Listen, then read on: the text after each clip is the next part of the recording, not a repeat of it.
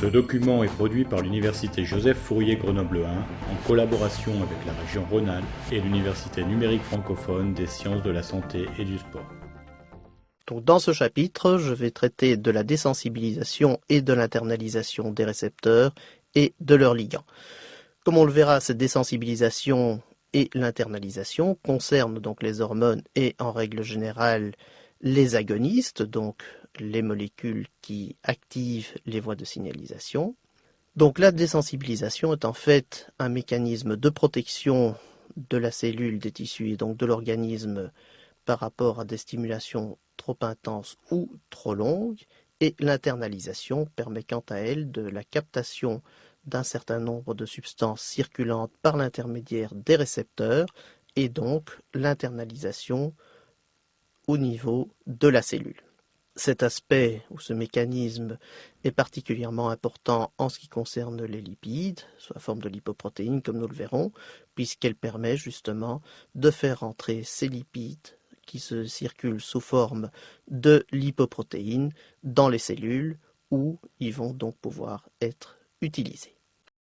La désensibilisation peut être divisée en deux mécanismes distincts.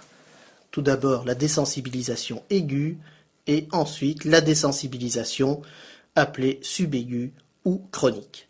On notera que la désensibilisation est parfois appelée par d'autres termes, ainsi par exemple la tachyphylaxie qui signifie exactement la même chose. Désensibilisation est néanmoins le terme qui est généralement accepté et que vous retrouverez dans la plupart des ouvrages. La désensibilisation aiguë survient après une exposition prolongée, c'est-à-dire de l'ordre de 10 minutes à un quart d'heure, ou fréquemment répétée à une hormone ou à un agoniste. Je vous rappelle donc que les agonistes sont des analogues synthétiques des hormones ou de neurotransmetteurs qui sont capables de déclencher une réponse biologique, c'est-à-dire la cascade de signalisation.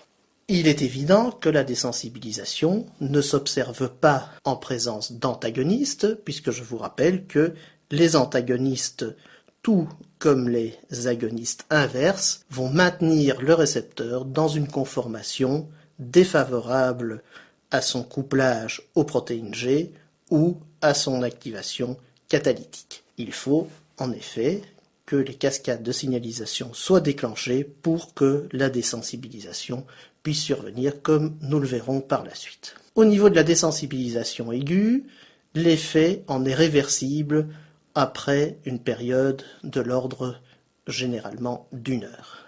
Un bon exemple, fréquent et connu de beaucoup de monde, est celui de la désensibilisation au bêta-mimétique dans le traitement de l'asthme.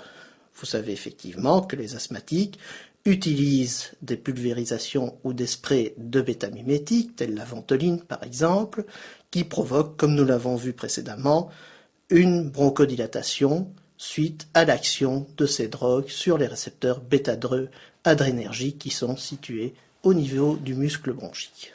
Lorsqu'on procède à des inhalations répétées de bêta-mimétiques, qui entraînent donc une stimulation de ces récepteurs et de l'adénylate cyclase, on observera en général, au bout d'une dizaine de minutes, une perte d'efficacité de ce traitement. Ceci signifie que l'administration successive de bêta-mimétiques après cette période n'aura plus aucune efficacité, plus aucun effet bénéfique sur la bronchoconstriction. La désensibilisation dite subaiguë ou chronique est une deuxième phase de désensibilisation qui suit la phase aiguë en cas de poursuite plus longue de l'exposition à ces mêmes agonistes.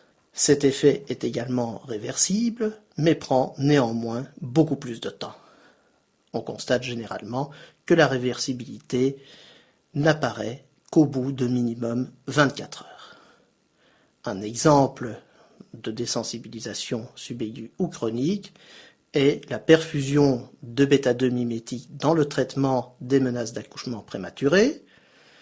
Donc, une fois de plus, ces bêta-2 mimétiques sont utilisés pour provoquer une meilleure relaxation au niveau du muscle de l'utérus, le myomètre, et donc la perfusion de ces drogues continue pendant de longues périodes entraînera une désensibilisation, donc une perte d'efficacité de ces médicaments. Les schémas suivants vous résument et vous démontrent les mécanismes responsables de cette désensibilisation aiguë, donc de la première phase de la désensibilisation. Vous retrouvez donc ici des récepteurs couplés aux protéines G, c'est le domaine transmembranaire, représenté en bleu, l'agoniste représenté en brun, les protéines G avec leurs 3 sous-unités alpha, bêta et gamma, représentées respectivement en vert, jaune et orange, et enfin l'adénylate cyclase représentée en rouge.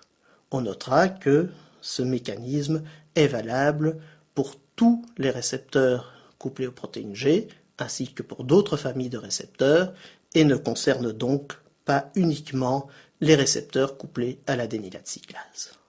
Suite à la liaison de l'agoniste au récepteur couplé aux protéines G, celui-ci va interagir avec les protéines G et activer l'adénylate cyclase. L'adénylate cyclase va produire de l'AMP cyclique à partir de l'ATP et, comme nous l'avons vu précédemment, l'AMP cyclique activera entre autres la protéine kinase A.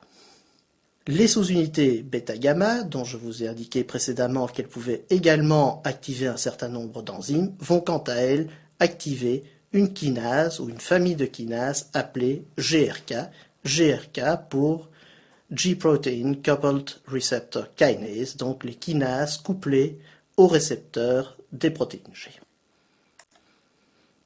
Les GRK ainsi que les protéines kinases A et C, qui seront cette dernière pouvant être activée par le calcium, comme nous l'avons vu, et le diacylglycérol, ont pour substrat, entre autres, les récepteurs couplés aux protéines G ou les récepteurs à activité tyrosine kinase.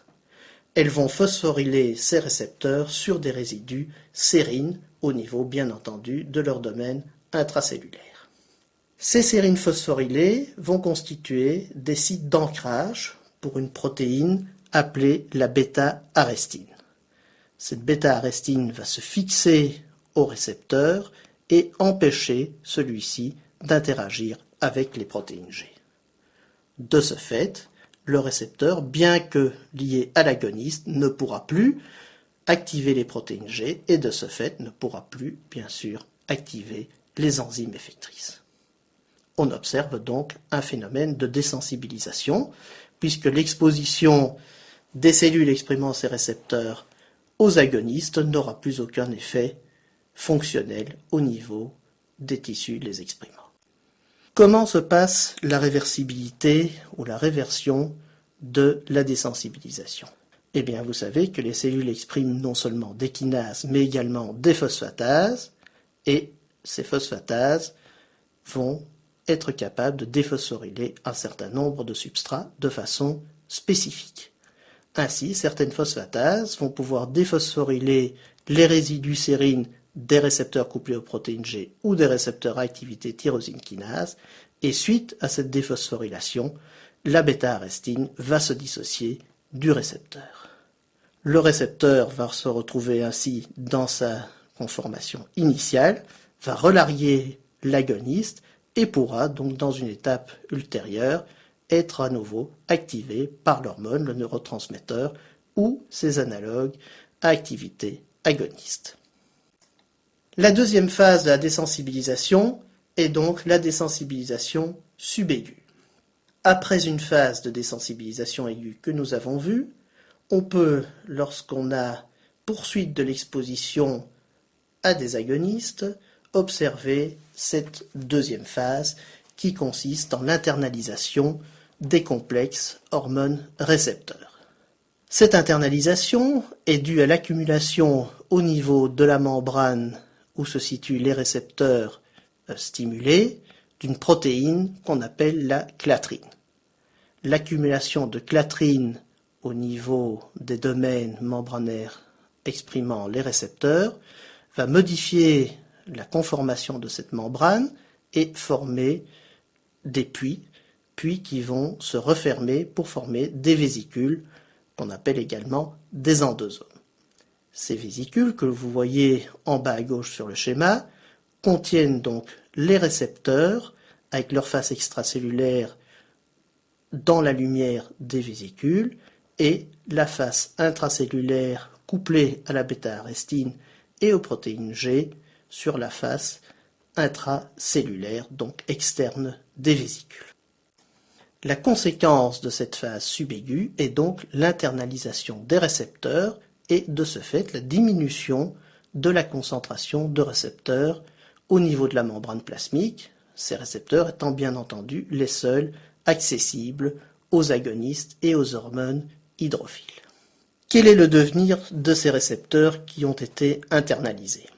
Le premier cas de figure consiste en la dégradation du ligand qui va être relargué et suite à la dégradation de ce ligand, les récepteurs seront recyclés vers la membrane. C'est ce qu'on appelle la resensibilisation. Lors de ce recyclage, le récepteur sera déphosphorylé et la bêta-arestine sera relarguée. La deuxième possibilité consiste non seulement en la dégradation du ligand, mais également du récepteur. Ceci se passe lorsque ces endosomes fusionnent avec des lysosomes. Donc le contenu de ces endosomes sera entièrement dégradé. La resensibilisation va donc nécessiter dans ce cas une synthèse de novo du récepteur et des protéines G. Ce phénomène prend bien entendu plus longtemps que le recyclage de récepteurs vers la membrane, puisque la synthèse protéique requiert en général au moins 24 heures. Enfin, la troisième possibilité, troisième cas de figure qui a été décrit, c'est la translocation du récepteur et de son ligand vers le noyau. On a effectivement retrouvé un certain nombre de récepteurs couplés aux protéines G membranaires dans le noyau et on imagine que ces récepteurs peuvent servir de vecteurs de ligands vers le noyau au niveau desquels ils pourraient éventuellement agir sur d'autres récepteurs ou en tant que facteurs de transcription. Un autre phénomène qui se situe à l'opposé de la désensibilisation est l'hypersensibilisation. Je vous ai expliqué que la désensibilisation ne se produisait que suite à l'administration d'agonistes. L'hypersensibilisation, quant à elle, est le résultat de l'administration prolongée d'antagonistes. En effet, lorsqu'on administre des antagonistes pendant longtemps, l'organisme va surexprimer les récepteurs qui sont la cible de ces antagonistes. Il s'agit là d'un mécanisme de compensation, d'une tentative en quelque sorte de la cellule de pouvoir néanmoins répondre aux stimuli physiologiques de ces récepteurs. Du fait de la surexpression de ces récepteurs, l'arrêt brutal d'un traitement par les antagonistes va bien entendu entraîner une surstimulation ou une suractivation des voies couplées à ces récepteurs. C'est ce qu'on appelle l'effet rebond. Un bon exemple est l'arrêt brutal d'antihypertenseurs, tels les bêta-bloquants ou les antagonistes de l'angiotensine. Si on les arrête brutalement après des mois de traitement, eh bien, les cascades qui y sont couplées vont être suractivées et donc provoquer une crise hypertensive qui peut être extrêmement importante et donc avoir des conséquences extrêmement graves. Il est donc particulièrement important d'expliquer aux personnes, aux malades qui suivent des traitements avec des antagonistes, quels qu'ils soient, que l'arrêt brutal de leur traitement peut entraîner des conséquences extrêmement graves. Vous ayant parlé de la désensibilisation subaiguë, qui fait appel à l'internalisation des récepteurs et de leurs ligands, il était donc logique de poursuivre cet exposé par les fonctions autres de l'internalisation de récepteurs. L'internalisation des récepteurs va permettre le transport de molécules du milieu extracellulaire vers la cellule. Les fonctions de ce transport sont d'une part la réduction de la concentration locale de ligands et d'autre part la possibilité de fournir à la cellule des substrats pour la synthèse de molécules à activité biologique. Le premier cas, qui est donc la réduction de concentration locale de ligands, qu'on appelle encore la clearance, a été démontré pour un certain nombre de transporteurs, mais également, dans le cas des récepteurs, pour le récepteur tronqué de l'ANP. L'ANP est le peptide atrial natriurétique qui, comme son nom l'indique, est produit par les oreillettes du cœur et induit la diurèse avec excrétion augmentée de sodium. Ce signal de l'ANP est transmis par des récepteurs à activité guanylate cyclase. On a néanmoins décrit un récepteur qui possède la même séquence au niveau de son domaine extracellulaire et transmembranaire, mais qui ne possède pas le domaine catalytique guanylate cyclase. Ce récepteur peut lier l'ANP et est internalisé, ce qui permet de diminuer, de faire baisser la concentration au niveau des organes cibles de l'ANP. C'est donc un mécanisme régulateur de la concentration locale d'agonistes de ces récepteurs. Un autre exemple est celui du récepteur de l'insuline. En effet, ce récepteur va être rapidement internalisé avec l'insuline et, suite à cette internalisation, le ligand sera dégradé. Dans certains tissus, il a été démontré que le récepteur de l'insuline était impliqué dans la régulation de la concentration locale d'insuline. Le deuxième aspect, qui est le plus fréquent, le plus répandu, est celui du transport donc, de molécules du milieu extracellulaire vers la cellule, qui permet donc de transformer ces molécules en molécules biologiquement actives. Ainsi, un des meilleurs exemples est celui des récepteurs des LDL, les LDL étant les lipoprotéines de faible densité. Les LDL sont en fait les particules qui contiennent le cholestérol estérifié couplé à une protéine qu'on appelle l'apoprotéine B, ainsi qu'aux phospholipides qui permettent donc le transport de ces lipides qui, bien entendu, autrement ne seraient pas solubles dans le plasma. Le cholestérol est une molécule indispensable, ainsi que les acides gras, à la synthèse d'une part d'un certain nombre de lipides en ce qui concerne les acides gras et d'un certain nombre d'hormones ainsi que de stéroïdes pour le cholestérol. Le cholestérol plasmatique se trouve donc transporté sous forme de LDL, mais également d'autres lipoprotéines, par exemple les VLDL, qui sont les lipoprotéines de très faible densité, les chylomicrons qui ont une densité encore plus faible, et l'HDL qui sont au contraire les lipoprotéines de haute densité. Vous savez sans doute que les HDL représentent le soi-disant bon cholestérol, alors que toutes les autres formes représentent le mauvais cholestérol. En effet, plus la densité est faible, plus ces lipoprotéines sont internalisées facilement et donc nocives. Ainsi, lorsqu'on a des taux élevés de LDL, de VLDL ou de chylomicrons, on est plus prompt à développer de l'athérosclérose et des maladies cardiovasculaires que lorsqu'on a des taux plus élevés de HDL. Ce schéma illustre donc ces différents types de lipoprotéines. Vous voyez donc à gauche les chylomicrons qui ont un volume très important et une très faible densité. Ces chylomicrons contiennent essentiellement des triglycérides et très peu de cholestérol et de phospholipides, et leur contenu en protéines est également très faible.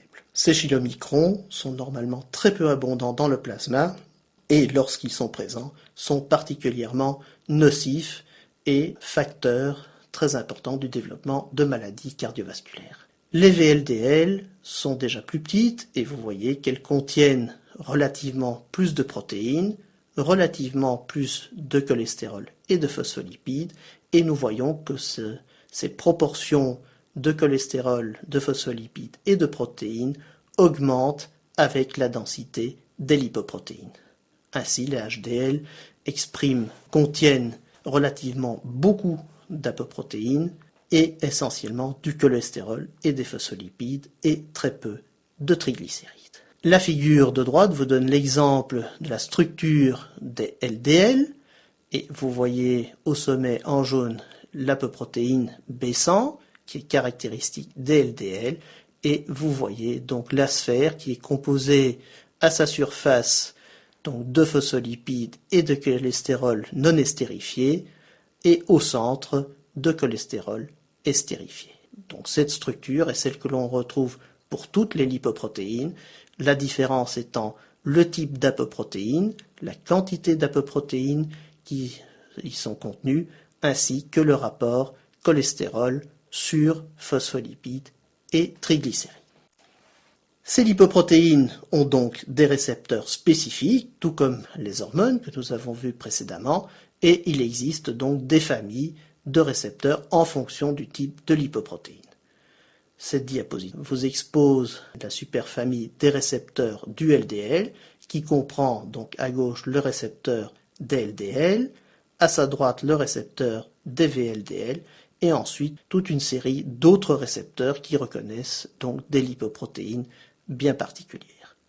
Vous noterez donc qu'il s'agit là de récepteurs comprenant un domaine extracellulaire, un seul domaine transmembranaire et un domaine intracellulaire. Il existe ainsi également des récepteurs distincts pour les HDL.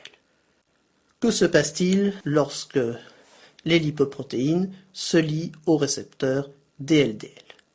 Eh bien, nous voyons que tout comme pour la désensibilisation aiguë, le complexe lipoprotéine récepteur du LDL va se retrouver encadré par de la clatrine qui va donc s'accumuler au niveau de la face interne de la membrane plasmique. Suite à cette accumulation de clatrine, on va avoir formation de puits qu'on appelle puits tapissés, et qui vont donc se refermer pour former des vésicules ou endosomes. Lors de la transition de la vésicule à l'endosome, on va avoir relargage de la clatrine qui sera donc recyclée et retransportée vers la membrane plasmique. Les endosomes vont donc par la suite fusionner avec des vésicules de triage, encore appelés endosomes tardifs, et cette fusion va avoir pour conséquence un abaissement du pH au niveau de ces endosomes. Cet abaissement du pH va entraîner la dissociation des lipoprotéines de leurs récepteurs, les récepteurs étant ensuite recyclés vers la membrane plasmique. Les endosomes contenant donc à ce moment plus que les lipoprotéines vont par la suite fusionner avec des lysosomes, les lysosomes qui vont donc digérer les lipoprotéines en libérant d'une part les acides aminés dérivés ou composant l'apoprotéine B, et d'autre part les lipides, à savoir d'un côté le cholestérol et de l'autre les phospholipides et les acides gras. Le cholestérol servira par la suite donc de substrat à la synthèse de stéroïdes et de vitamine D, ou sera recyclé vers la membrane où il joue un rôle important. Les acides gras entreront quant à eux dans la chaîne de synthèse lipidique. Outre les récepteurs que nous venons de voir pour les LDL et dont il existe des analogues pour les HDL et les VLDL, il existe également des récepteurs particuliers exprimés au niveau des macrophages et qui vont permettre de capter les LDL oxydés. Donc ce sont là des lipoprotéines qui sont toxiques et les macrophages vont donc les capter pour les éliminer de la circulation. Ces récepteurs sont appelés récepteurs scavenger ou récepteurs poubelle ou éboueurs. Et il en existe donc 3 isoformes que vous voyez sur le schéma de gauche, qui sont fortement homologues, on appelle SR A1, A2 et A3, et qui possèdent donc chacun un dromène transmembranaire. Donc ces récepteurs vont être exprimés par les macrophages et vont leur permettre donc de capter ces lipoprotéines oxydées. Suite à cette captation, ces lipoprotéines oxydées vont s'accumuler au niveau des macrophages et donc transformer ceux-ci en cellules spumeuses. Ces cellules spumeuses ont un rôle pathologique très important puisque lorsqu'elles sont abondantes, elles vont aller s'insérer au niveau de la paroi vasculaire, au niveau de l'endothélium, et elles sont à l'origine donc de l'athérosclérose, puisqu'elles vont infiltrer cette paroi, relarguer des substances actives pro-inflammatoires et donc induire un remaniement de la paroi vasculaire. Que se passe-t-il lorsque on a des mutations au niveau du récepteur DLDL ou des VLDL? Eh bien, on a à ce moment-là une accumulation de graisse et plus particulièrement de cholestérol au niveau de différents types cellulaires. Nous voyons ici ce qui est le plus visible extérieurement, c'est-à-dire l'accumulation de cholestérol au niveau cutané, avec donc la formation de xanthomes, c'est-à-dire de tumeurs contenant du cholestérol et des lipides, et de xanthelasma, qui sont ces mêmes tumeurs que l'on peut observer chez les patients atteints d'hypercholestérolémie familiale au niveau des paupières. Donc vous voyez que ces tumeurs peuvent prendre des proportions assez importantes, et donc lorsqu'elles sont présentes, ça doit évoquer cette maladie et entraîner bien sûr un traitement, puisque l'accumulation des graisses et du cholestérol sera particulièrement nocive avant tout au niveau des vaisseaux. Un autre symptôme de l'hypercholestérolémie familiale est également l'accumulation de cholestérol au niveau de la cornée, comme on le voit sur la photo de l'angle inférieur droit de cette diapositive. Nous voyons donc ici les conséquences vasculaires de l'hypercholestérolémie familiale, donc l'accumulation de graisse qui provoque l'athérosclérose. Vous voyez en haut à gauche une plaque d'athérome au niveau d'une artère coronaire, plaque qui a entraîné une hémorragie au niveau de la paroi, et lorsqu'on a hémorragie, on aura bien entendu par la suite thrombose, et qui dit thrombose dit en général oblitération du vaisseau. Dans le cas des coronaires, une oblitération entraînera généralement un infarctus du myocarde. À droite, vous voyez donc des coupes de ces artères coronaires qui vous montrent la plaque d'athérome. À gauche, une plaque d'athérome qui réduit le diamètre de la lumière vasculaire de plus de 50%. À droite, vous voyez qu'on a formation, remaniement de cette plaque avec formation d'un thrombus et oblitération complète de l'artère. En dessous, enfin, vous voyez un exemple d'athérosclérose de l'aorte. Vous voyez que toute la paroi de l'aorte a été remaniée et en général, on observe au bout de quelque temps une calcification des vaisseaux, ce qui les rend donc particulièrement rigides et fragiles.